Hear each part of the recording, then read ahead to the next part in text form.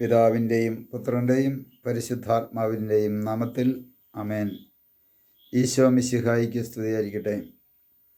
യേശുവിൽ സ്നേഹം നിറഞ്ഞ സഹോദരങ്ങളെ എല്ലാവരെയും ദൈവവചനധ്യാനത്തിലേക്ക് നമ്മുടെ കർത്താവായ യേശു ക്രിസ്തുവിൻ്റെ നാമത്തിൽ സ്വാഗതം ചെയ്യുന്നു.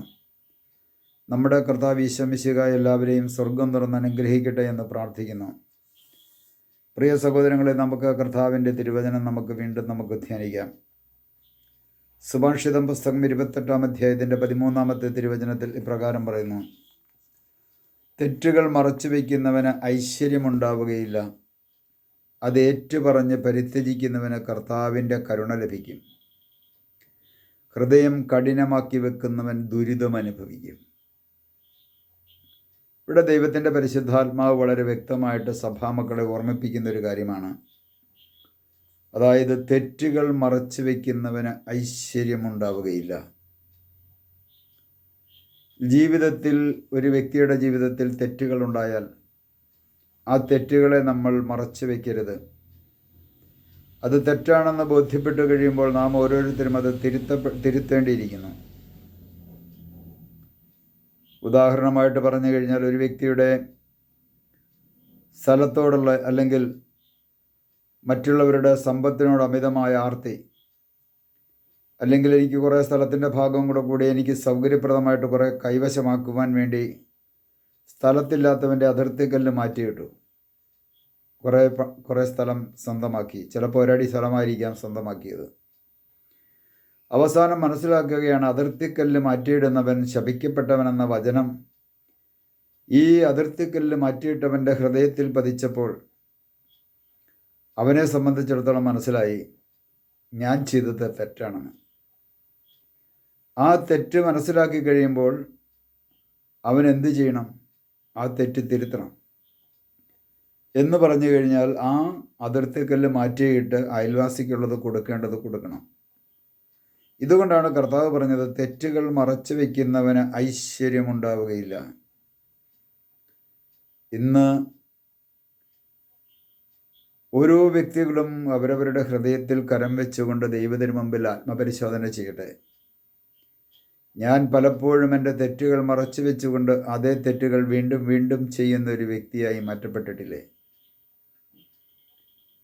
തെറ്റുകൾ മറച്ചു വയ്ക്കാതെ തെറ്റ് മനസ്സിലാക്കി അതിൽ നിന്നൊന്ന് തിരുത്തി ക്രിസ്തുവിൻ്റെ മാർഗത്തിലേക്ക് തിരിയുവാൻ എനിക്ക് സാധിച്ചിട്ടുണ്ടോ എന്ന് ദൈവത്തിന് മുമ്പിൽ ആത്മപരിശോധന ചെയ്യണമേ. ഒരു വ്യക്തി, അവൻ്റെ കുടുംബം, അവൻ്റെ തലമുറ അത് അനുഗ്രഹം പ്രാപിക്കണമെങ്കിൽ അടിസ്ഥാനപരമായിട്ട് വേണ്ട മേഖലയാണ് ഈ തെറ്റുകൾ മറച്ചു വയ്ക്കാതിരിക്കുക.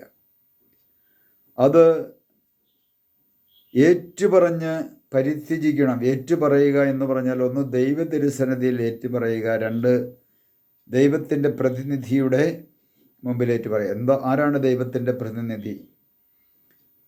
2 കൊരിന്ത്യർ 5-ാം അധ്യായത്തിൻ്റെ 20-ാമത്തെ തിരുവചനത്തിൽ വളരെ വ്യക്തമായിട്ട് രേഖപ്പെടുത്തിയിട്ടുണ്ട്, ഞങ്ങൾ ക്രിസ്തുവിൻ്റെ സ്ഥാനപതികളാണ്. തിരുസഭയിലെ ശിഷ്യന്മാർ, തിരുസഭയിലെ പുരോഹിതന്മാർ ക്രിസ്തുവിൻ്റെ സ്ഥാനപതികളാണ്. അതാണ് തിരുസഭയിൽ കുമ്പസാരം എന്ന കൂദാശ. കുമ്പസാരം എന്ന കൂദാശയിലൂടെ തെറ്റുകൾ ഏറ്റുപറഞ്ഞ് ജീവിതത്തിൽ ഒരു പരിവർത്തനം ഉണ്ടാകിയാൽ മാത്രമേ ഒരു വ്യക്തി അനുഗ്രഹം പ്രാപിക്കുകയുള്ളൂ. ഈ തെറ്റുകൾ മൂടി വെച്ചുകൊണ്ട് മാർപ്പാപ്പയുടെയോ വലിയ വലിയ ധ്യാനഗുരുക്കന്മാരുടെയോ രോഗശാന്തി ശുശ്രൂഷ നടത്തുന്ന വ്യക്തികളുടെയോ കൈവെപ്പ് ശുശ്രൂഷ മേടിക്കാൻ പോയിട്ട് യാതൊരു വിശേഷവുമില്ല. കാരണം തിരുസഭയിലെ അംഗമാണെങ്കിൽ ആ വ്യക്തി തിരുസഭയിൽ സ്ഥൈര്യലേപനം എന്ന കുദാശയിലൂടെ, അതല്ലെങ്കിൽ തൈലാഭിഷേകം എന്ന കുദാശയിലൂടെ, അതല്ല എങ്കിൽ മൂറോനഭിഷേകത്തിലൂടെ ദൈവത്തിൻ്റെ പരിശുദ്ധാത്മാവിനെ സ്വന്തമാക്കി സ്വീകരിച്ചൊരു വ്യക്തിയാണ്. കുദാശകളിലൂടെ പരിശുദ്ധാത്മാവിനെ ലഭിച്ച വ്യക്തിയാണ്. മാർപ്പാപ്പായ്ക്ക് കൊടുത്ത അതേ പരിശുദ്ധാത്മാവ് തന്നെയാണ് സാധാരണക്കാരനും കിട്ടിയത്. പക്ഷേ ആ സാധാരണക്കാരന് കിട്ടിയ പരിശുദ്ധാത്മാവിനെ ഉജ്ജ്വലിപ്പിക്കുന്നില്ല എന്ന് മാത്രമേ ഉള്ളൂ. അതിൻ്റെ കാരണം എന്താണ്? തെറ്റുകൾ മറച്ചു വയ്ക്കുന്നു. അത് ഏറ്റുപറഞ്ഞ് ഉപേക്ഷിക്കുന്നില്ല. അത് ഏറ്റുപറഞ്ഞ് ഉപേക്ഷിച്ച് പരിത്യജിച്ച് ദൈവത്തിങ്കിലേക്ക് തിരിയുമ്പോൾ മാത്രമാണ് ദൈവത്തിൻ്റെ കരുണ ഒരു മനുഷ്യനിലേക്ക് ചൊരിയുന്നത്. ദൈവത്തിൻ്റെ കരുണ, ദൈവത്തിൻ്റെ സ്നേഹം, ദൈവിക ജീവൻ, ദൈവത്തിൻ്റെ കൃപ ഒരു വ്യക്തിയുടെ ജീവിതത്തിലേക്ക് ചൊരിയണമെങ്കിൽ, ലഭിക്കണമെങ്കിൽ ആ വ്യക്തിയെ സംബന്ധിച്ചിടത്തോളം തെറ്റുകൾ മറച്ചു വയ്ക്കാതെ അത് ഏറ്റുപറഞ്ഞ് പരിത്യജിക്കണം. പ്രിയ സഹോദരങ്ങളെ, ഒന്ന് ചിന്തിച്ച് നോക്കുക. എൻ്റെ ജീവിതത്തിൽ ഞാൻ തെറ്റുകൾ മറച്ചു വെച്ച് ജീവിക്കുന്ന വ്യക്തിയാണ്. ഇന്ന് ചെറുതും വലുതുമായിട്ടുള്ള അനേകം തെറ്റുകൾ മറച്ചു വെച്ചുകൊണ്ട്, അതേ തെറ്റുകൾ ചെയ്തുകൊണ്ട് ഇന്ന് ജീവിക്കുന്നവർ ഒത്തിരി പേരുണ്ട്.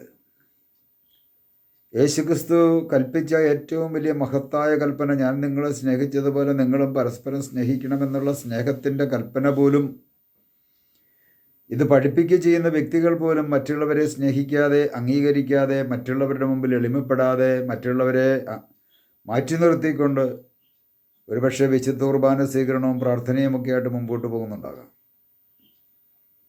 ഇവിടെ നമുക്ക് തിരുത്തൽ ആവശ്യമാണ്. അത് തെറ്റാണെന്ന് കണ്ടെത്തി കഴിഞ്ഞാൽ തെറ്റുകൾ മറച്ചു വയ്ക്കാതെ അത് ഏറ്റുപറഞ്ഞ് പരിത്യജിക്കണം, ഉപേക്ഷിക്കണം. അങ്ങനെ ഉപേക്ഷിക്കുമ്പോൾ മാത്രമാണ് ഒരു വ്യക്തിയുടെ ജീവിതത്തിലേക്ക് ദൈവത്തിൻ്റെ അനുഗ്രഹം വർഷിക്കുന്നത്.